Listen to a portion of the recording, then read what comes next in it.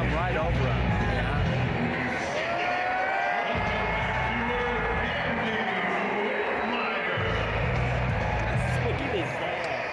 Felix, I have to admit, it was a good week with my good weekend with my father. But we made our pilgrimage. It's the first time my dad had been to a Mile High Stadium since 1979. Of course, we were there right when the gates opened up, because how could you not be?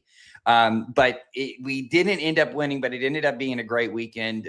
If you don't know, my dad is from Denver. I grew up in Kansas City. You're a Kansas City Chiefs fan. So that's why me and Felix are always at each other's throats with the Broncos and the Chiefs. I was that one kid with the Broncos starters jacket in Kansas City. But what an atmosphere.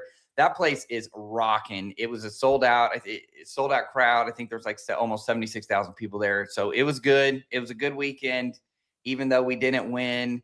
But we'll get into it, the nitty gritty here. Let's talk first about college football. Mm-hmm. And speaking of my father, he's kind of semi-retired. He coaches junior high.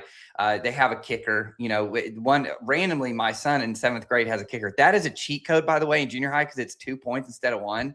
So like there were games where like they scored 3 touchdowns and they kicked the PAT and it was 24-0. Like that game's over at junior high level. Like that, you ain't coming back from that. I don't care if like all hell breaks loose. So 24 points, that's a 4-point swing. So. But he always calls him kicker, and he had a kicker one time call him, ask him, he's like, Coach, why don't you ever call me by my first name? And he goes, well, you're a kicker. And, that's what it is. And it's just like what we saw. This is why, yes, you're part of the team, but you're not part of the team. And it's just like kickers, right? Especially at the college level. So Miami and A&M kickers made sure to try and ruin everybody's football weekend. I think the Miami kicker was like 1 for 4. Or 2 for 4, like 2 for 5. I mean, something stupid. The Texas, I guess A&M, I had totally forgot. I mean, I've watched a few games. They've had a different kicker like every game, and they've had different kickers in different halves of the game, like by the quarter. Like it got pretty crazy, and I'm with your dad when it comes to that, because especially as an offensive lineman, we just had a 15-play drive. It didn't work out the exact way we wanted you to. We got you to the 10-yard line and you still missed. Yeah, that was the other thing. It wasn't that they just missed. These weren't 50-yarders that these guys were missing. I mean, the one was like a 24 chip shot. He literally just shanked it. And then you can just see Elko over there. He's just like, all right, next guy up. They got 3 of them over there. He's just rolling wearing 101 for a number. Like, good, come on. Just come on, we got to figure this out. It's insane. And so what ends up happening, and really the play of the game, is Tony for Miami, he ends up scoring, when in reality what he probably should have done was, once he got the first down and got into that 10-yard line, he needed to just give himself up so that they could run the clock. But then I'm sitting there, and my dad and I are looking at us. We're sitting at Wine Coop down in downtown Denver, and we're looking at each other like, I think I would have scored too. I would not have. So yeah, we get the drama of A&M drives all the way down, ends up being kind of like, I mean, you're sitting there the whole entire time. It's like, oh my gosh, A&M's going to pull this off. He should have went down. They should have just kicked field goal. But at the end of the day, when your kicker's 1 and 4, man, you ain't got just go score a touchdown. We'll try and play defense. Exactly. And I mean, both defenses played really, really well. The Miami defense was particularly phenomenal. Me and you texted a little bit about Marcel Reed not being that. I mean, we talked about it all year. He's just like real good college quarterback, but when it matters the most, you'll probably see exactly what he did on this weekend. Yeah, and that's when you watch him, he will just throw a dart, and then the very next play will literally throw it into the dirt, and you're just like, it's the same throw, and you're like, how? Yeah, it's just the inconsistency with him. He is fun because he does run around. I thought that it just was A&M, man. Well, and this makes it really interesting. Colin Klein, obviously their offensive coordinator, takes the K-State job. He's taken Jordan Peterson, their co-defensive coordinator, as his DC. I wonder if that had a little bit of a factor. Jordan Peterson obviously had a great game. I mean, the defense overall did. But also, they end up losing the game. He didn't have a really good offense. All right, let's go hire a staff. We got things to do. He's taking some A&M staffers with him. I wonder if that has something to do with it, at least offensively. But moving forward, staying in the SEC though, Alabama finally gets a win over OU 3 times in the last 2 years they've played. They're 1-2, but they get the win when it matters the most. Kalen DeBoer, Google him. We'll steal Kurt Signetti's line. Yeah, again, another small college coach. He started out at Sioux Falls. He's literally won everywhere. Here's the thing, is that you never want to be the guy that follows the guy. Mm-hmm. But this was big. This was really big for him to win this game. Can't get better. Yes, you cannot get better than this because of, like, I mean, at least winning a playoff game the way college football is structured now, Alabama has to be in the college football playoff every single year, and to win a game, at least get yourself in the conversation. I mean, it's Alabama. They're going to be in the national championship conversation every year, but to assert yourself even more in this conversation and win this particular game against that opponent and that coach, absolutely. Well, and I think too, like, this is such college football too. The committee vindicated themselves by putting in Miami and Alabama with both the way that each team won. I thought Miami was supposed to be there. That was a good team. They didn't win on some fluke play. It wasn't like the quarterback got hurt for A&M and then it was like, okay, well, that they just ran away with it. Same thing with Alabama. That was a battle. The crazy thing about that game, now I think one of the craziest stats from this is they were 2-12 on third down with 28 yards rushing, and they won the game. There was no, it wasn't like Oklahoma went for it on fourth down 3 times, didn't get it. It wasn't like Mateer threw a bunch of interceptions. There was one turnover in the entire game. It just was a really weird game in the sense that Alabama just basically never punted, even though that they got into this situation. It was like after they got down 17-0, it was kind of like they just kind of turned it on, and then they just never punted ever again. It was one of those weird. It was just a weird game in general, because the other part of this too is in both of these games, it looked really bad at the start. Oh crap, here we go. This is no away team had ever won in a playoff game. Here we go. This is going to be the same thing we had last year, where it's a bunch of blowouts in this first round. But hey, you got to give it to Miami. You got to give it to Alabama. Yep. Oregon and Ole Miss dominate against their G5 opponents, JMU and Tulane, and I understand why some college football purists don't necessarily want to see these dominant or these G5 teams in the college football playoff. But the way I mean, obviously we have the March Madness tournament to compare this to, but I think it is you do kind of want to see that team that hit a buzzer beater in the Southland Conference or whatever. You want to see them play in the first round because they made it for a reason. And in the same way, John Summerall, Bob Chesney, JMU this year, they do deserve to be in the playoff. They're probably going to get slapped around by an Oregon or an Ole Miss because that's Oregon and Ole Miss and whomever else they'll be playing in that spot. But also, I think the bigger problem is that we're not playing games this week, is that we should just be playing games this immediate next week. Oregon and Ole Miss, it was essentially a bye week where they played games and we do need to play those games, but play games this week too, because it's the playoffs. Well, and that's the thing is these teams that are getting the bye, they are a month off of football. That to me is ridiculous. Look, I understand taking a week off after the championship games to give Army. I think that's one of the coolest things ever is just give Army Navy their whole week to kind of celebrate all that game. Make sure everybody's watching that game, because look, at the end of the day, that's one of the purest forms of football that you're going to see at that level. Both of them run the flex bone. Both of them, hate each other for whatever it's worth. It's the whole pomp and everything. Basically, everything about American football is what you want right there. Give them their due. And then, hey, we played the game this week. Let's play it again next. Let's play it this weekend. The fact that we're going to have to wait all the way, I mean, it's like another week. It's just we've got 2 weeks until these games are going to get played. To me, it's ridiculous. It doesn't – and two – the whole situation, you even talked about with the G5 teams, in comparing the tournament. Okay, create a play-in game with, basically 11 and 12. I'd rather see Tulane versus JMU than and then whomever wins that game probably gets blown out by Oregon. But here's the problem with that, because then you start doing that, and then it's like, oh, well, they're still taking away a team like Notre Dame didn't get to play, and it's like, okay, that's great, but it's like. But again, Notre Dame, you had your opportunities, and I know it was early in the season, but what, especially if you're Notre Dame, what track you're on throughout the season, not being in a conference. You have to be 12-1 by the time the season ends. If you're not, you're probably not in the playoff because you lost to Northern Illinois. Well, and what probably a lot of people don't realize is Notre Dame's actually affiliated with the ACC outside of football. So they're independent in football, but they're part of the ACC and everything else. So that's why they play 4 ACC teams. Just go dominate the ACC. Just go dominate it.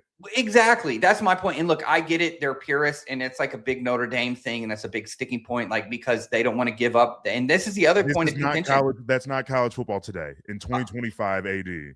I know, but they want their own TV channel. They want to have NBC. Shut up. Just shut up, Notre Dame. I know. Jesus. Go look at what happened with Texas. Yeah, go see how that worked out. Exactly. In fact, it just blew up the entire deal. And that's the other point. That's the other team that's sitting here arguing of well, hey, we should have been in the playoff too. Is Texas, and it's everybody's pointing the finger at Texas. You went to the SEC for a reason. You got to go win in the SEC. You didn't. You created this whole mess. Yes. This whole mess is created because of the Longhorn Network. If you do not create the Longhorn Network, we're probably not as far along as we are right now. But hey, it is what it is. Let's wrap up real quickly. Let's talk about kind of the biggest elephant in the room. The soap opera of college football. It is. And to the whole stories of just we're not going to get into it on this because I don't care enough. But the whole deal with how he got fired in Michigan, and the whole deal is it's literally it's what your wife is watching on TV. It's the Bravo shows on TV. 15 minutes south of where I'm from. I've been covering this on Real News too. Yeah, exactly. This is a real thing because it's just so bonkers crazy. But you put in the show notes Winningham to Michigan. Another name just popped up on he's the in radar. The transfer portal too, like most college football players. Which, by the way, the deal with him, and if you're wondering why his name is, I thought he officially retired. What are you doing? I know his son works for the Chiefs. He's a really good dude. I think he's assistant linebacker coach there in Kansas City. Is he going to go to the Chiefs? I'm like, yeah, but you don't go to the Chiefs when your son's an assistant position coach, right? It'd be different if he was a coordinator there. I think what we're looking at is they were going to add in basically go with venture capitalists, get injected with some cash from Silicon Valley, right? Some of these VC firms, these hedge funds. And I think he just was like, I'm out. I don't want to be part of that.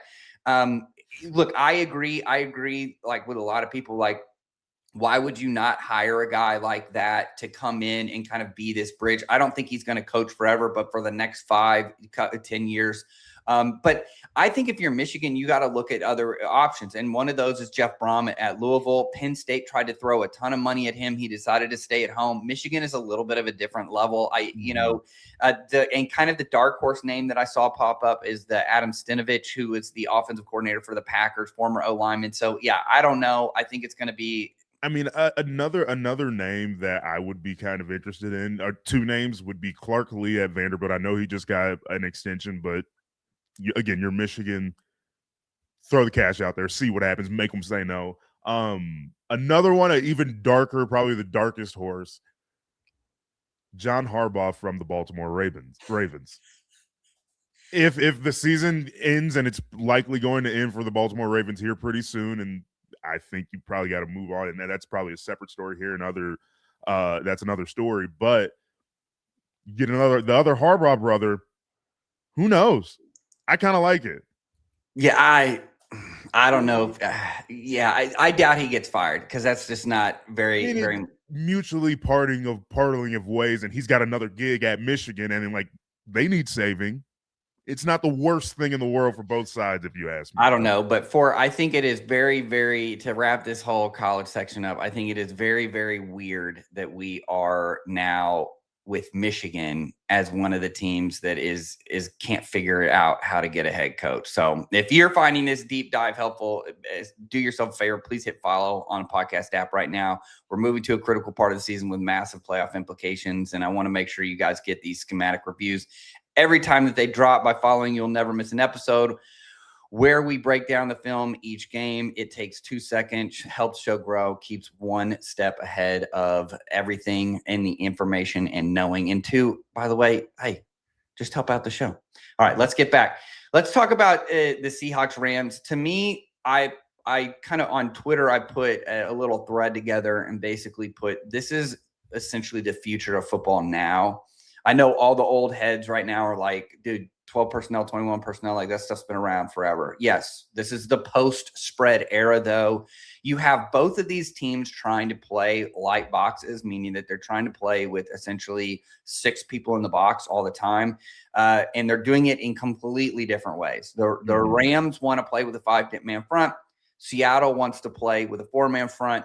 The Rams want to do a ton of movement. They want to play a ton of dime. The Seahawks want to basically just play nickel. They want to kind of use fundamentals and kind of that front structure to get at you.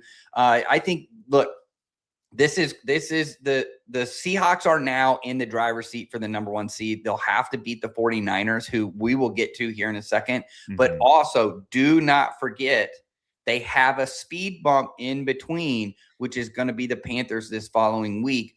I can't figure out the Panthers. I don't think the Panthers can figure themselves out. They could end up blowing them out. They could end up losing. Your guess is as good as mine. Well, and it kind of reminds me, at least that matchup reminds me of the Panthers a few weeks ago when we were like, oh, they play the 49ers on Monday Night Football. Here we go. Here come the Panthers.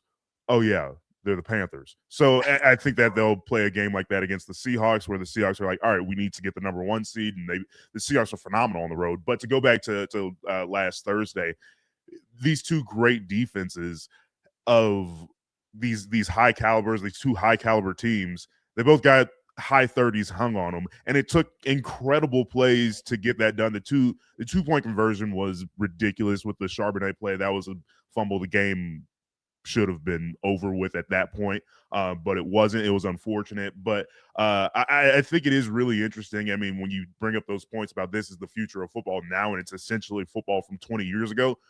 Who's calling plays for the Seattle Seahawks? Clint Kubiak. Who's his dad? Gary Kubiak. Who's calling plays for, well, I guess at least in game planning mode, for Mike Shanahan back for the 90s Broncos? Well, Gary Kubiak was. And so, like, it is football from 20, 25, 30 years ago. It's just football now. It's just got its tweaks and changes to it. And you mentioned Sean McVay, and like, these two teams had really good defenses and they defended it well. Still got high 30s hung on both of them. And I feel like that's a microcosm of modern football. And we've actually heard a couple of NFL defensive coordinators come out and talk about it actually this past week, you know, leading up to these games this weekend, of like, look, we have to start judging defenses a little bit differently. Quit using average yards, you know, giving you average yards. A lot of pundits now, especially on TV, are using kind of the total point, like points given up, you know, hey, they're number 1 in defensive point scoring, which again is a little bit of a misnomer. I mean, if you're the Rams and your offense is scoring every freaking time that they get the ball, like look, I lived this situation when I was at Baylor working for Art Browser, scoring 70 points a game. We've got about 15 drives that we have to defend. So yeah, we're giving up points, but it's like points per drive. I think it's really important. You talked about that fumble. If you did not see the 2-point conversion and what it was essentially a backwards pass that hit off somebody's head. It goes forward, lands in the end zone. Charbonnet innocently just picks the ball up. Well, we're about to kick off. Everything goes stop. And I'm like, yeah, that might have been a backwards pass.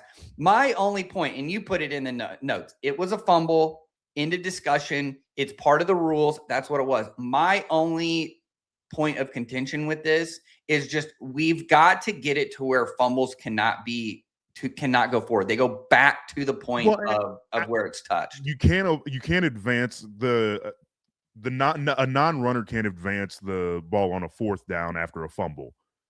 The same rule should apply to a 2-point conversion. Therefore, plays dead. And they blew the whistle. Like, it was just kind of a weird play where, like, obviously everybody's taught to cover the ball, but it's just such a weird play where, like, and then, like, we had to rewatch Cam Curl getting kicked in the head over and over again. And, like, if you're Jared Verse, who got hit in the head with the football, it's like, I was in the right spot at the right time, made the right play. It's just so happened that if a Ram picks up the ball, would he be eligible for 2 points the opposite direction? I don't know. So like, it's just kind of such a weird deal that like we couldn't figure it out in the moment, and the Seahawks essentially win the game off of it. Well, and two, I think if we have inadvertent whistles within regular play, if the ref gave an incomplete pass signal, then regardless of whether the whistle was blown or not, if they thought it was incomplete, it should have been an inadvertent whistle. I don't know. People are going to argue about this forever. At that point, it wasn't like a major deal, but then at the end of the game, it ends up being pretty critical factor. I think the last thing to go off of this is Stafford is the MVP. For him to be at his age and playing that way, especially when you look at like Phillip Rivers, and you're like, he can barely throw the ball around, but he's just winning with his brain. Stafford's winning with his brain, and he's winning with his arm. Look, 500 yards, 0 sacks. The Rams had 3 takeaways. Darnold has thrown 6 picks to the Rams this year. They still lost. If that is not modern football in a nutshell, I don't know what is. That's insane. And they might play a third time this year. This might be the NFC Championship this year or something like that. Crazy. Staying in the NFC West, let's go to Monday Night Football. The San Francisco 49ers dominate the Indianapolis Colts. You mentioned Phil Rivers there. That ball was not going past 12 yards. Even the pass in the end zone, the one that went like more than 20 yards, it was like, I'm like sitting there like hoping a prayer. And like the way he throws the ball as it is already looks like he's really pushing it, but he's can't do it too. So it's just like, he's really pushing it there. I think it also proves too, like for all of the draft nicks out there that are listening to this and just any kind of casual fan that loves to get obsessed with the kind of, the Anthony Richardsons of the universe. This is a big reason why you have to be able to analyze and react and go. I think everybody was obsessed with the pre-snap kind of audibles and calls and fake calls that they were kind of getting people into with Phillip Rivers. I think it's, to me, that's how the quarterbacking should be played. But also too, like, it shows the imbalance in control of OCs now. Offensive coordinators now want full control. It's basically flipped to almost a college model where the offensive coordinator controls everything. And really a lot of it is on Shanahan. So we're looking at you, bud, on the other side of it where you want to control everything. Then your boy McVay wants to control everything. We know that because of Goff. Now, he lets Stafford do it, but that's a veteran guy. But these guys want to control everything until the snap of the ball or until that communication piece cuts off. And what it's doing is really inhibiting what that quarterback can do. We talk about this in coaching all the time of you got to make sure, like, we want to coach after the play. We don't want to coach during the play. I don't want to give you commands during the play because then you're constantly going to be waiting for me to then do it. I can't play for you when you're on the field. You're going to have to do it. I think I'll never forget too, like when I went and visited the Broncos in 2013, it was with Peyton Manning there and Adam Gase was the offensive coordinator. I can guarantee you Peyton Manning was the offensive coordinator. I saw it live. Adam Gase literally had a clipboard and took notes. Peyton Manning would run a play. He got 2 head coaching jobs off of it. Yes. 2. And the reason why he was an abysmal failure was because it was actually Manning doing all of the work for him. And I'll never forget. He literally ran the entire practice. All Gase did was literally take notes. That was it. He just took notes, communicated with him, took the notes. So I think the other big point from this game, and we'll end with this, is there's 2 really. What a disaster for the Colts, who are 8-2. You trade for Sauce, and then the wheels fall off. Sauce isn't playing. A lot of your defensive stars, Travarius Ward's been hit or miss off of there. A lot of your defensive stars are hurt. You get Jones. The question here is going to be, Felix, is do you re-sign Jones? And if not, who do you go after? And then my last point, and I'll let you go, is if Shanahan is not coach of the year, I don't know who is at this point. Purdy's missed 8 games. This defense has literally no punch. It has no pressure on the quarterback. Yeah. And they're sitting with 11 wins. If they win versus the Bears and then they go and beat the Seahawks, if they go 2-0 in the next week, they are the number 1 seed in the NFC. Well, yeah, and I think we'll talk about this a little bit later on, but this year's coaching cycle, like there's so many new coaches that are also phenomenal that like Shanahan might get lost in the mix there because he's just been so good for so long. But on the point about the Colts is like you kind of have to re-sign Daniel Jones because of the Sauce trade, you have no flexibility moving forward. You're probably, I mean, looking how it's sitting right now and the other teams in your division, probably not making the playoffs this year. Traded 2 first-round picks to get Sauce. Daniel Jones played really, really well, but he's clearly an injury risk. What do you do moving forward? You're still the Indianapolis Colts kind of a piece away.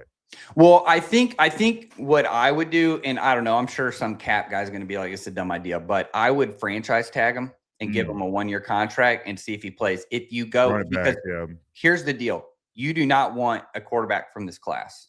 So you're going to want, if you are going to be a top 10 guy, if you're going to lose and you need a first, they don't even have their first round pick. That's true. After. Yeah, dude, they're it doesn't even matter. You're right. You got to sign him. You got to sign him for a long time. I think you do it for 3 years. You have an out after 2. You structure it that way. You can say, look, you didn't stay healthy. We're not going to give you $50 million. You're probably going to have to settle somewhere in the 30s. So it's not going to handicap you that much. But really, you're right. That Sauce trade really handicaps them. Yeah. All right. Now this is what's so interesting. We talked about this last week about like you talk about like guys who want to control everything, and Ben Johnson is that next guy in that mold of like who wants to control everything. And I think we get the perfect Caleb Williams experience in the 2 2025 Packer games where he ends the game with the interception a few weeks ago, and then the perfect ball, the perfect final minute, the perfect pass, the perfect everything to beat the Packers in this game. And for the Bears in particular, it means that much more for them. And again, it goes back to my point I had a few weeks ago. A guy like Ben Johnson kind of needs a Caleb where you're going to have a moment to end the Packer game a few weeks ago, but you're also going to have this moment. And hopefully these moments of the perfect game-winning throw and catch outweigh the moments where he has the game-losing interception. But my, oh my, that's why you draft a guy like Caleb, number 1 overall, and stick with him, even though he's completing 59% of his balls or so. Yeah, and I think, too, like, if you're a Packers fan, the defense played well. You're missing Micah. 59 minutes. Yeah. And I think, really the name of the game was, yes, instead of underthrowing a ball and Keyshawn Nixon picks it off, he actually threw a perfect pass where Keyshawn Nixon couldn't get it. You're right. That's the difference there. But I thought the biggest part of this game was Hafley tried to heat him up early, and Williams was having none of it. He killed it. So if you go look at the pressure rates at the first half compared to the pressure rates or the blitz rates in the first half and the blitz rates in the second half for the Packers, basically Hafley said, we're just going to do some coverage rotations. Like that'll be the way that we pressure. We're going to try and hit you with 4, but we're voiding these zones. You're seeing it early. You're getting it out. It's not helping us out. You're able to kind of matriculate down the field. And I thought too, like once Jordan Love went out, it was kind of like, I thought the Bears kind of like really got aggressive, but it proves our point. And we made this point, I want to say at the beginning of the season, you want to have a running quarterback as a backup quarterback. 1,000%. All right. NFC North. We mentioned this meme way too often on this program, but the Spider-Man meme where it's Jackson Dart and JJ McCarthy, and then Max Brosmer coming in, where it's like none of us can gain yards. No. None of us at all, anywhere. And then JJ McCarthy got bailed out of a pick 6 too. So it was just like, yeah, all of us kind of suck, but somebody's got to win this game, and it wasn't likely going to end in a tie. And Kevin O'Connell was like, fine, I'll coach. Yeah, we'll get it. The defense, look, when this defense hits home, it's suffocating. And when they smell blood, they go after it. And I think too, like really with Neighbors hurt, there's nobody who can win outside for the Giants. And so everything's kind of packed into the middle of the field. And when that's what they want. They play all it's like 80% zone coverage anyway. They're like, and they allergic to man coverage. And I don't blame them. That secondary is terrible in terms of just athletic traits. You don't want to play man. But if you look at everything as a whole, Dart had no answer for the blitz. He was 1 for 3 for 5 sacks on 14 dropbacks when they had a blitz. So it was just like think about that. That's 8 plays. Like on the other plays, you were literally scrambling for your life and you just threw it into the dirt. They also had 2 sacks that were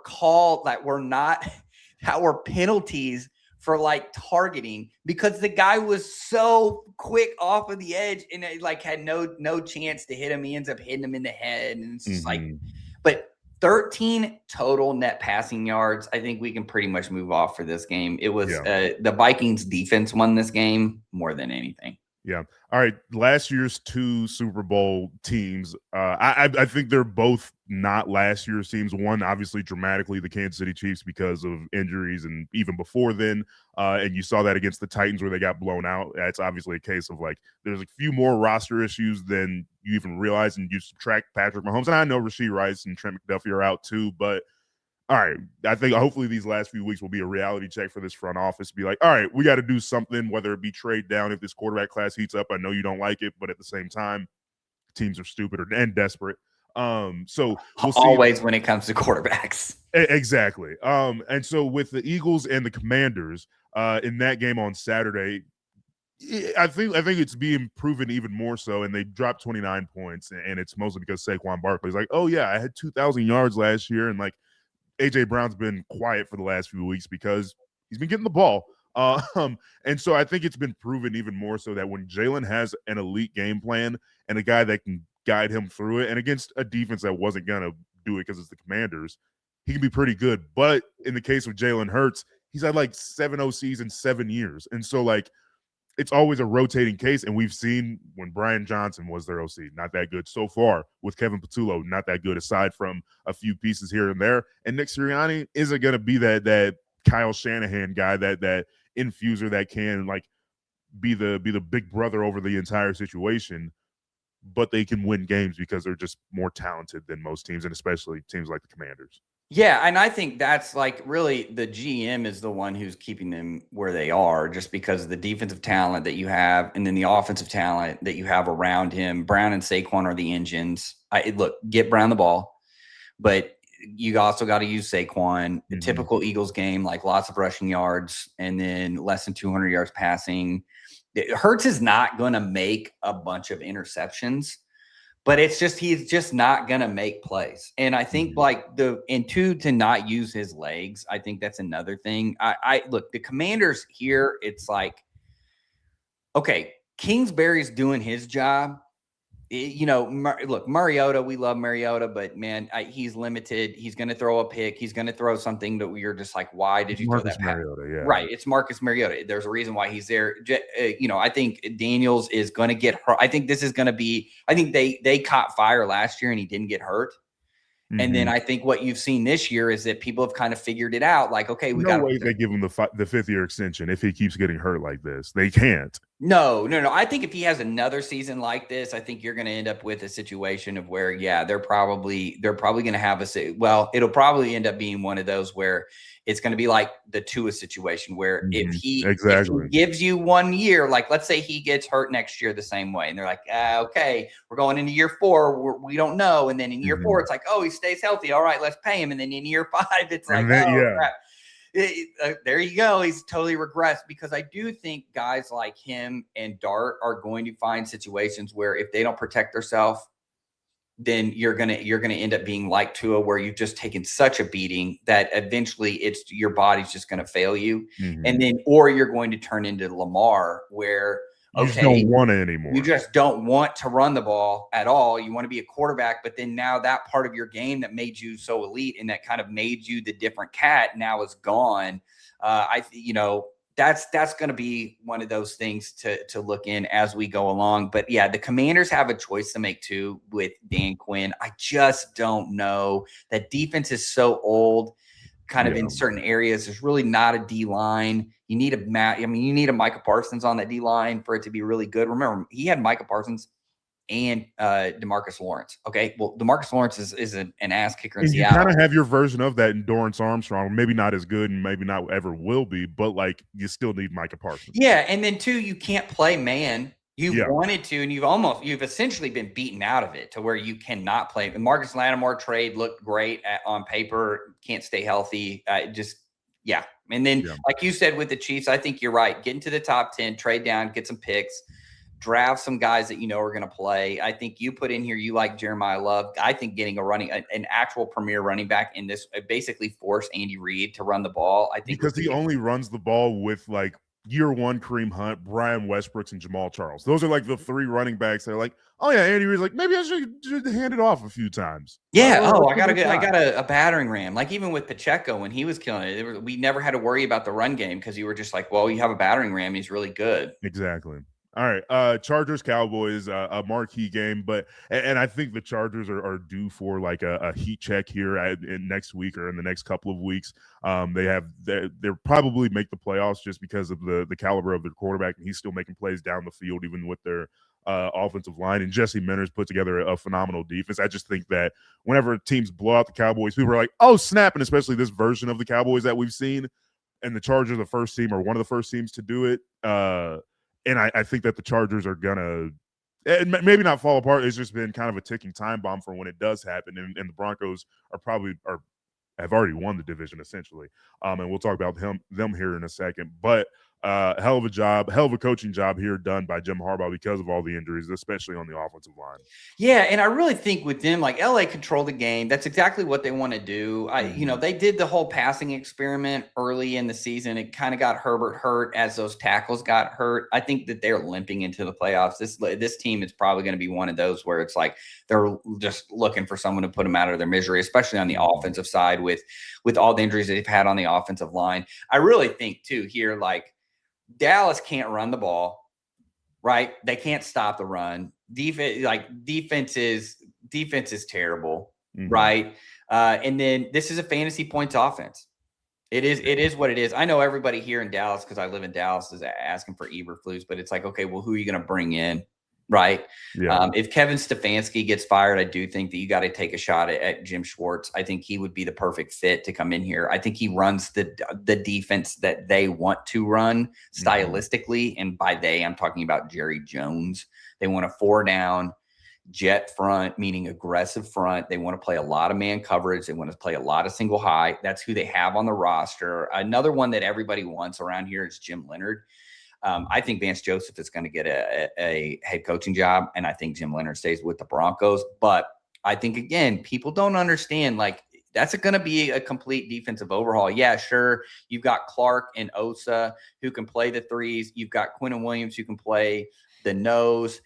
You've got some kind of edges that could maybe turn into stand-up edges. I know the kid from Boston College is kind of in that mold, but it's just a completely different. You're just looking at something like completely different. You're going to have to complete overhaul of it. I don't know if you necessarily want to take on that, knowing that you're going to get blamed again for next year when your defense isn't good as you completely overhaul it.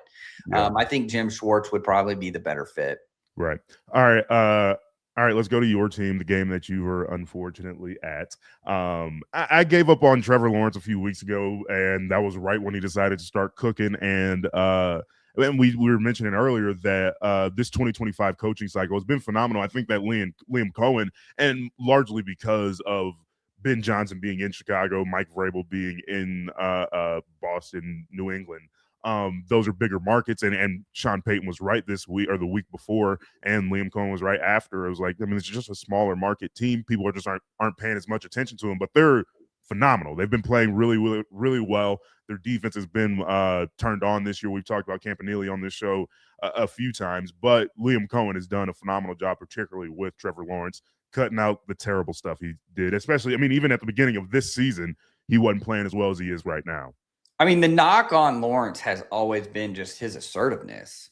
And I think we go back to the beginning of the year, back to even in the preseason, Liam Coen basically calling him out in press conferences of like, I need a quarterback that's going to take the reins. I need somebody who's going to take over, because think about it. Cohen's worked, with Sean McVay, and then you go to Baker Mayfield. So he knows like what kind of the mold Sean McVay really wants. Then you go and you work with a guy like Baker Mayfield, who probably is like not going to shy away from probably saying what he wants. And then you go to Trevor Lawrence, which is an all, oh golly, gee golly willikers, yes, sir, whatever. And then it's like, no, dude, I need you to cuss a little bit. I need you to drop an F-bomb. It makes sense that he was the while. number one high school prospect in America. Yeah, it it's makes it makes so much sense. You do not, and that's the one thing. So the first, we're down there. We got really good seats. My wife hooked us up. We're literally on the front row on the visiting. On the home side, and it's my dad and I are just standing there. And Trevor Lawrence comes out, and my dad just looks at me and is like, "That dude is humongous." And I'm like, "Yeah, he is. He's 6'6", 230. He's massive." So it's like my thing with that is like, he has all of the attributes. He's been needing somebody to come in and kind of give him the juice and give him that. I think Coen's got it. I think too, that defense has potential to get even better as they add more pieces. I think they need to probably go add a safety. They need to definitely add some sort of a corner piece, which that corner piece might actually be already on the roster and just kind of shift over to defense full time, which is what I thought he should have done in the first place. Not naming names. If you can't figure it out, you don't know what you're talking about. You don't know anything about ball. So it's like, I think that they've got it. They have one of the best they have one of the best linebacker tandems in the NFL. That defensive line ate against the Broncos, and that's a Broncos offensive line that is really, really good. I thought, it's one of those where I looked up at the game and I'm like, dang, it's 34-17. Like, what happened? Like, how did they do this? But it was like, look, I'll get on my soapbox since you always complain about the Chiefs. There were 2 third downs that the Jaguars basically got bailed out of, and they ended up scoring on both of those. I think it changes the game a little bit there. But yeah, no, I told Danny Heifetz a couple weeks ago. He asked me, Danny Heifetz of the Ringer. He asked me, hey, what team do you think is the scariest team in the playoffs for the AFC? Like, who do you not want to go? I said Jacksonville Jaguars, and he laughed at me. He thought I was stupid. And now we're sitting here, and he was like, way to commit to the bit and literally go to Denver just to watch your favorite team get their ass kicked, just to prove your point to me. And I was like, yeah, it was awesome. So I feel really good about that one.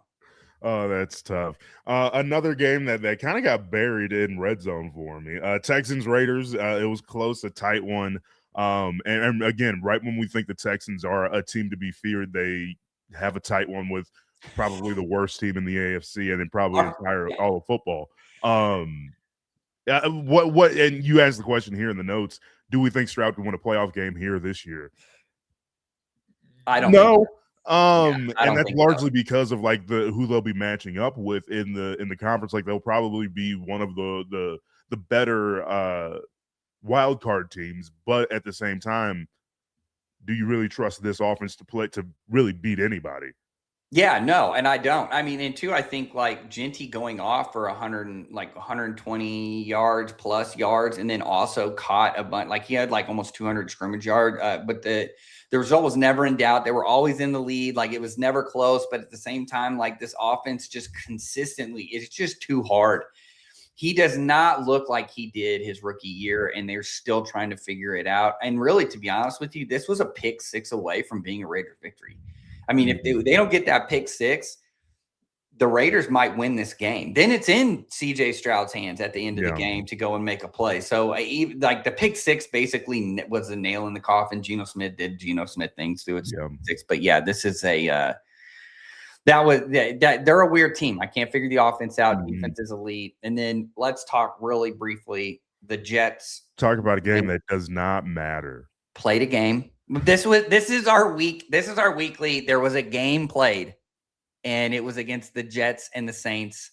The Jets again, and I will continuously go off this. When you're bringing out stats in the NFL from the Great Depression and World War II, you are historically bad.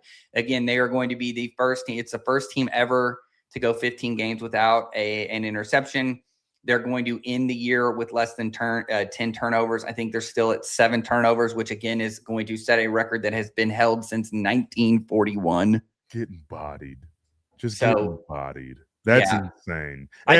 We talked about Tyler Shuck these last few weeks, and I think you hit the nail on the head a few weeks ago or whatever it was, when you said that he's probably like the Davis Mills type, where like hold you for a year, probably play for you next year. You're gonna have a high draft pick, get Arch Manning, get whomever you want next year because this class isn't exactly as good, and Shuck is good enough to hold you over for a year.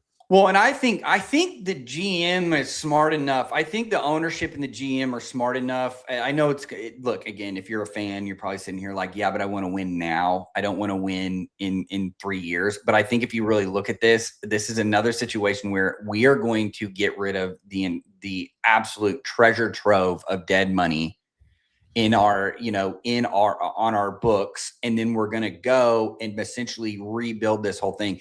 That defense is old. They're a bad team with players that should retire. Yeah, like, they should have retired. Yes, I agree. And look, they've already done certain things to get rid of the guys. This defense actually has been a top 5 defense in the last month. So I think they're moving in the right direction. The young pieces are there. They need to kind of rejuvenate it with some other pieces. But yeah, if I'm a Saints fan, I'm sitting here and I'm like, look, this is a 2-year project. We've got to get all the crap money out of our system so that we can rebuild. So if you're enjoying these deep dives today, make sure to take a split second and just follow us on whatever podcast app you have. Following the show is the best way to support it. We really appreciate it. And that's one of the biggest things that we need as we grow. It helps us grow the community. So hit that and make sure to follow us. Now, let's get back to these breakdowns. The Panthers, we talk about them all the time. I cannot figure them out. They won. Yay. But they're also one of those teams where they could easily lose. We talked about it earlier, like they're going to have to play what is it, the Seahawks? And then they're going to end with the Buccaneers again. It's one of those weird NFL. The NFL always does this to a few teams where they're going to make teams play twice. In 3 weeks, you play the same team, yeah. In a 3-week period, which I always thought was really weird. But Baker hurt. He's playing through it again. We're in the same situation we are always in. I don't know if Todd Bowles survives this. I think this is a team that needs a complete reset, which I feel really bad because I think defensively, they're a couple guys away from being an elite defense, primarily linebacker. And then I think offensively, it's there. They just need pieces on they've had injuries on the offensive line. I think Baker's good. They have the running backs. It's like, I want this team to be a 12-win team. It's just, they just can't. And the schedule was there for them this year to do it in this division. They should have. And I mean, the Panthers aren't very good for all the reasons we've talked about, but yeah. Another game here where football was played and the Falcons, whatever, they win. They look really good in games that they should win. But then you're also like, oh yeah, they'll beat the Bills too. But then it's like, oh yeah, they're the Falcons. They kind of suck because Kirk Cousins is their quarterback. But also Kirk Cousins is their quarterback, and they can have a game like they did against the Cardinals, and like he looks pretty good. And Kyle Pitts is like, I'm going to get a contract somewhere, whether it's in Atlanta or not. Yeah, and I think like Cousins is basically Phillip Rivers. I mean, he can't move. He's not going to throw the ball over 15 yards. I think he had one ball over 15 yards. Pitts has basically become a volume receiver underneath on these shallow crosses. It's not a great way to win games, but they're going to lean on Bijan. The games that they've really lost, like they've just been blown out, is that they just haven't been able to run the ball. This is an underrated offensive line in reality. Like Bijan, we've talked about it before. I think Bijan's one of the best offensive players in the league. I think too, the big concern here is, are we going to be looking for another head coach after the season? Arthur Blank's already come and said there's going to be a complete 100% evaluation process. You had Jimmy Lake come in. You had to fire him as a defensive coordinator. You bring Jeff Ulbrich in that brings more of an aggressive man style. Are you going to fire him again? So the other thing too is like you flip the defense, but not necessarily in the way that you wanted. So your coverage ability was really good. You couldn't stop the run. You couldn't get any pressure. Okay, well, we fixed the run defense a little bit. We now can get the pressure on the quarterback, but now our coverage sucks outside of A.J. Terrell. So, like, what are we going to do? I think Jesse Bates, again, this is another team. I feel like this is every AFC South, like NFC South team.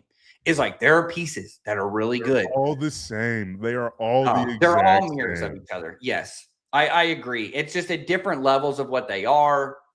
And like Baker in Tampa changes things, and like it's just like they are all the exact same team like that. Well, and I think if you're Arthur Blank, you're looking at this and you're saying we're still in quarterback purgatory, because I don't think Penix is the answer there, and that was his quarterback. Remember, Raheem Morris wanted him as his quarterback. They took him at 8. It looked crazy, and then it didn't look crazy, and then now it looks crazy again. Exactly. We've been on that roller coaster. The Panthers and the Saints, look. Dave Canales is going to keep his job.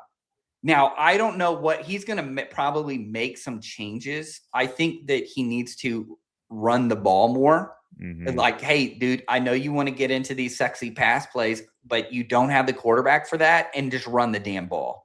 Like, run the damn ball. Put a and little you bit get into one-on-one with your receivers on the outside. You got the dudes to do it with, and then you might have a different quarterback at that point. Exactly. So I think if you're the Buccaneers and you're the Falcons projecting into the future, because I think that's kind of where because hell, we have no idea who's going to win this division. So we're projecting into the future is like, look, if I'm the Falcons, we know we're not going to the playoffs. We know that it's the Buccaneers and the Panthers. We feel like we can probably catch the Buccaneers just because I feel like their defense is aging. We got to figure things out. But if I'm Panthers and the Saints, we're looking positive right now. I mean, if Shuck comes out and has a really good year next year, and the defense is kind of put together, basically Staley puts together what Jesse Minter has been able to do with the Chargers, is kind of like put different pieces together to create that. You're looking at maybe a potential playoff team for next year. So the Falcons need to either hit the eject button now, or they need to kind of figure some things out in the offseason. But again, are you going to fire another defensive coordinator? Or are you going to I think the offensive coordinator they like, but you're still in quarterback purgatory. Exactly. All right. Bills, Browns. Browns, another incredibly. I mean, Mason Graham, I almost forgot though he was on their defensive line. And he's still developing because Myles Garrett is on his way to getting the sack record. But at the same time, the Bills are just kind of one of these teams, and they play the Eagles next week, and so there's kind of a letdown game for them. And it kind of mirrored their loss to Atlanta earlier this year, and their loss to the Texans last year. And I mean, just a few weeks ago, where it was like, this defensive line is going to get after Josh, and then what? But then also James Cook is going for the rushing title. He's probably going to get 1,700 yards this year. So, how do you feel about the Bills, especially as we head to the playoffs? Because again, the AFC is wide open. The Bills are probably the only team with as much playoff experience as anybody in these last 5 years. They should be heading towards the Super Bowl, but this defense really can't do much for them. And they also, their offense, when they get into spots like they do against Cleveland, I know Cleveland has one of these great defenses, but Denver does too. And so does Houston. So does, Jacksonville can get after you like they did the Broncos. And so there's some teams where the Bills, like, they should make the playoffs. They should make the Super Bowl because of the Buffalo Bills over the last 5 years. But at the same time, the matchup just isn't necessarily there because we've seen them lose games and not play well in games like they did against Cleveland. Yeah, and I think like the biggest difference between the NFC and the AFC this year is essentially like, look, I think that everybody knows like the NFC West is so much better than everybody else. Maybe you can catch fire with the Bears, but I think like everybody's like, look, Matthew Stafford in the playoffs, I'm going to take him, right? And then Robert Saleh with Brock Purdy and Kyle Shanahan, like that team can catch fire too. Even though we mentioned I don't really trust the defense, but like the supporting cast around it, you trust because they've been to the playoffs. AFC, I think you have to look at the Bills as the only team that you feel comfortable with saying like, okay, they've got Josh Allen, he's a superhero, but the defense is terrible. They can't stop the run. What do we know about playoff football? You need to be able to stop the run. You can't. So the teams, if they get a lead on you, are going to be able to control the game. I think offensively, they don't have a weapon outside. They're still looking for a Stephon Diggs, to come back and really give them what they wanted. But I'll finish this off with, what a letdown for Cleveland. You are wasting a just really, really good defense in Cleveland again. And you say that like there's not a quarterback worth taking in this class, but I think that for like of a team that needs Fernando Mendoza, them and the Rams, like I want to see Fernando Mendoza end up in one of these spots just because he's kind of an inspirational talent, and like Sean McVay with Fernando Mendoza is going to be a lot of fun to see. But I think that Fernando Mendoza would work in a place like Cleveland, and they just need some type of juice. All right, Steelers Lions. It's such a wild game to end the season, but it's Dan Campbell's fault. It is. This team is so Dan Campbell, where it's like you love when they're tough, and they until they lose to the Steelers, they hadn't lost back-to-back games in so long. But at the same time, it's like just run the ball. Just run the ball is directly into the end zone. You've got Jahmyr Gibbs, David Montgomery. You don't need to run a trick play, especially in that spot where like you had stormed back from what it was. But now, Pittsburgh Steelers, likely headed to the playoffs, especially with the Ravens losing, and we'll get to that here momentarily. But what do you see from the Steelers team and the Lions probably missing the playoffs, especially with the way their division is shaping out? Yeah, I'll just start with the Steelers. Again, this is I think every year it's the evergreen tweet of you just tweet out the Undertaker meme of him raising out of the coffin, and it's just Mike Tomlin. What is it, 19 consecutive seasons of winning? I mean, dude, it's insane. I mean, he's a Hall of Fame coach. He finds a way. I think the biggest thing is we see this. So outside of, I think, the Browns, who are perfectly built to play man on every down, these man-centric teams, by the end of the year, start running zone. The Broncos have done this now for the past 2 years. I think if you watched it against the Jaguars, it really highlighted it. I'm looking around, I'm watching the film like, why are we not playing more man? Why are we not playing more man? Why are we not playing more man? And well, what happens is just like, it's a game of attrition. You get to 18 weeks, you've ran track meets basically on every single one of these weeks. It becomes really helpful. Sometimes you get cute.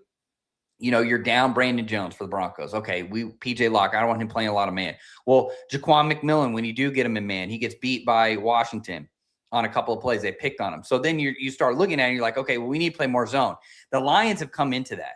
The Lions defense, and I mentioned this last week, are basically the Dolphins offense of the defense, right? All 11 have to be healthy for it to work. You are down both safeties. You have no pass rush outside of Hutchins. And so you have to essentially play man. Now we have to pivot to zone. You're playing a quarterback who is perfectly fine just hitting the little open spots in zone coverage. And that's exactly what we saw. So the Lions, another tough loss. They switched to zone. They ran the most zone I think they ran all year. I think that's what Next Gen Stats said. And you know what Aaron Rodgers said? Thank you, because I don't have to throw into tight windows. I don't have to throw the ball down the field. I can just throw it into a window, let my guys catch it, and then we're gonna go. Of course, we had the classic "What the hell are we doing?" Aaron Rodgers moment, caught on the hot mic.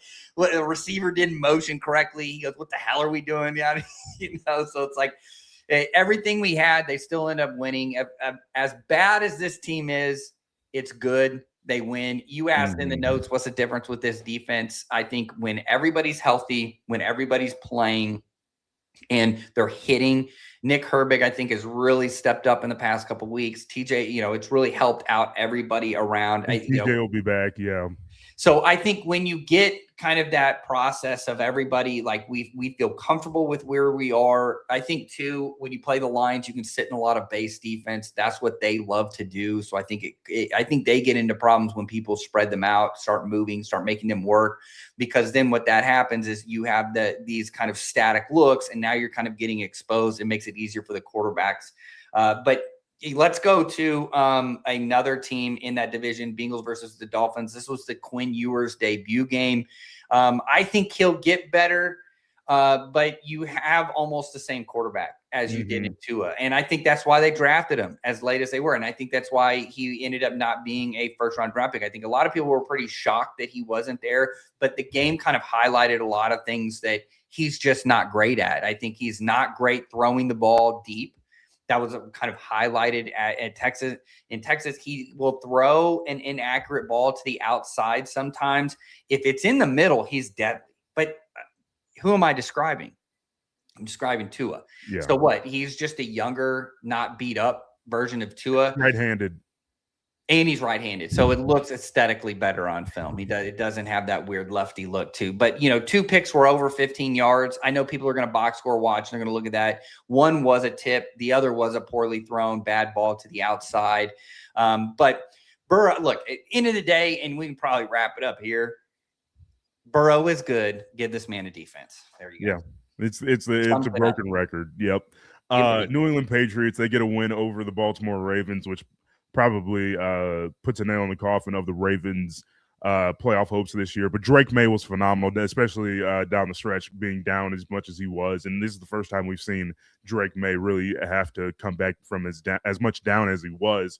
But the Ravens found a way to lose this game. Lamar Jackson gets hurt again.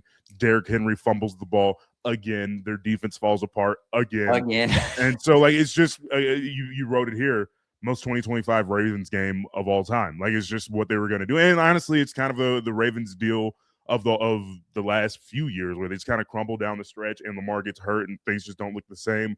And John Harbaugh is the next Michigan Wolverines head coach. Yeah, and I think too, like in previous years, they basically like boat raced everybody, and then they get to the playoffs and they meet the Bills or the Chiefs, and it's like, oh yeah, okay, yeah, the signs were there the whole time. We should have paid attention. I think now that the North has actually gotten better.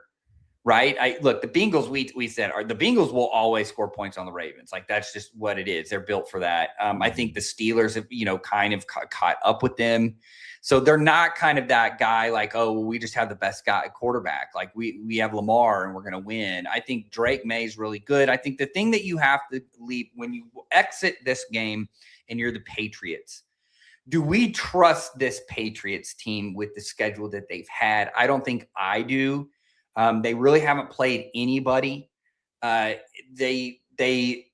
don't know. Like, again, we go back to asking that question in the AFC, who do you trust to win a playoff game? I think the only one you probably trust is probably the Bills because of Josh Allen. But then look, you think Aaron Rodgers can win a playoff game? So it's just like, man, this whole thing is like because here's the thing. Josh Allen can have the most superhero game ever, but if that defense can't stop anybody, it really doesn't matter. And so that's where you're at. I'm kind of falling for the Drake May propaganda, if you will. So I'm a believer in the Patriots, and I think this win over the Ravens is big for them. But like, you're right, the AFC, especially with the Chiefs, they're going to be out and down as much as they are now. And then the Bills, their defense not being as good, the Ravens falling out of the conversation, Lamar getting hurt, all that stuff. I mean, your team or the Broncos are the best bet, but then you see what they were so hot for so long. Does that kind of wear off at the end of the season? Hopefully not. I think you can have a loss like this, especially at home, of kind of a reset. That was a really good team. Oh, for sure. And that's how I feel about the Patriots loss to the Bills last week. They beat them early in the season. They split the series with them. That's big for the Patriots over the last few years. And then the same thing with the Broncos, where they just kind of needed a loss to reset them. Well, and I think to your point with the Broncos, I think if they're going to be successful, and I think it proves the point in the AFC, is you have to win the first round bye. If you get the first round bye, you're going to be at home and you're more likely to go to the Super Bowl, and you don't have to play those games away. You won't have to go to Buffalo in January in a blizzard. We're not going to have that, or Kansas City when it's -20 outside in January. You're not going to have those kind of games. I think that you have a potential there that they have to end up winning out.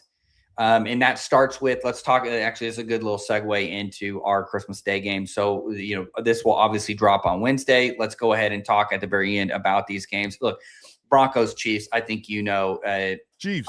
No, Arrowhead. I would have loved for this game to actually mean something, and it's just not. I think if you kind of mentioned it a little bit when we were talking about the Chiefs, like all the people that are injured, I think that this is a clear and present, like, hey, let's make sure you guys are right. Let's make sure everybody's right going into the end of the year. Let's get the best. I don't think they're tanking because the Kansas City is just not going to do that, but I think they should. I think they should too.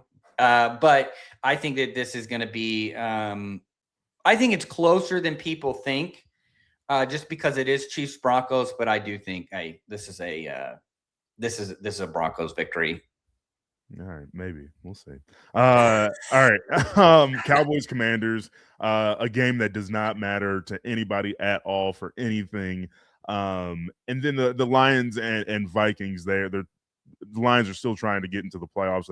It's the chances are slimming as the days go by, and they absolutely need this win. Do you think the Vikings can play spoiler for the Detroit? Well, I think it's interesting that this is in Minnesota and the line is 6 points. I think that's too high. Really? Yeah. Of course, like the quarterback situation in the Vikings is terrible.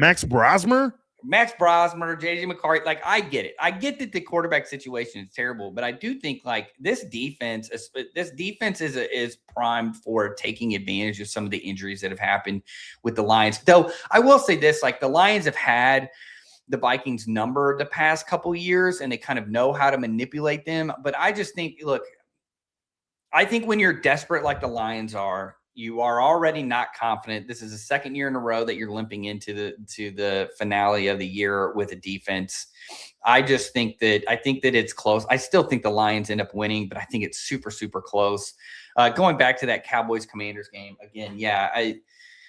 Unless the Cowboys are a Super Bowl contender, like why are we having them on Thanksgiving and on Christmas? There's so many better games. Like I would have much rather watched the Texans Chargers would have been a better game. The Eagles would have been crazy on Christmas Day. Colts Jaguars would have even been a better watch. Panthers Seahawks, you could put that on there. Bears 49ers. You want to watch the Panthers on Christmas? Come on now. Yeah, that's true. Nobody wants to watch. What are we doing watching the Panthers? I'm sorry, my bad kids. My bad kids. not having that. But no, I think you're right. I think what looked to be a really good early game, or kind of that late game with the Broncos Chiefs now is kind of fizzled. The Cowboys Commanders, nobody's really playing for anything. I think the best game of the day is going to be that afternoon game of the Lions and the Vikings. I think that's going to be a brawl. But two, it'll come down to how well can Kevin O'Connell really scheme things up, because I think the Vikings got after Jackson Dart, and I think like they're kind of leaning back in. I wrote this week on Match Quarters. They lost to the Packers, but kind of they did some different things defensively to kind of mitigate the run for the Packers, especially that under center zone run stuff.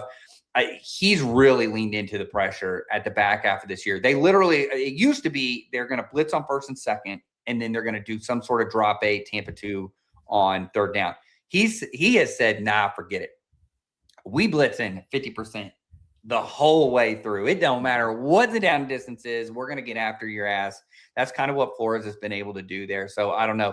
Goff is not really one that I think it kind of handles that as well. I know the stats have proven otherwise. He's done really good against the blitz. I think 6 is that's kind of high. I don't know. Yeah.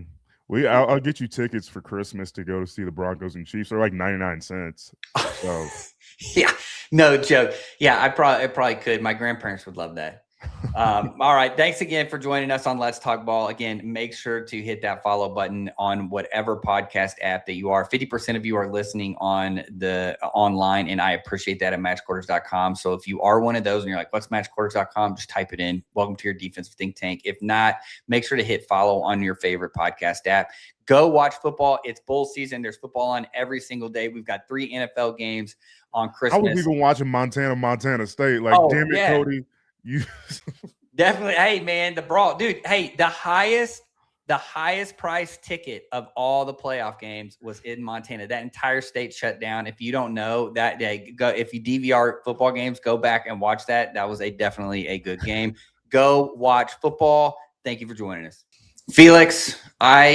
It's okay. Let me still hold on. It's been like 12 weeks since you guys lost. So, like, I mean, it is hard to figure it out to gather yourself. I get it. Hold on, stop. Okay.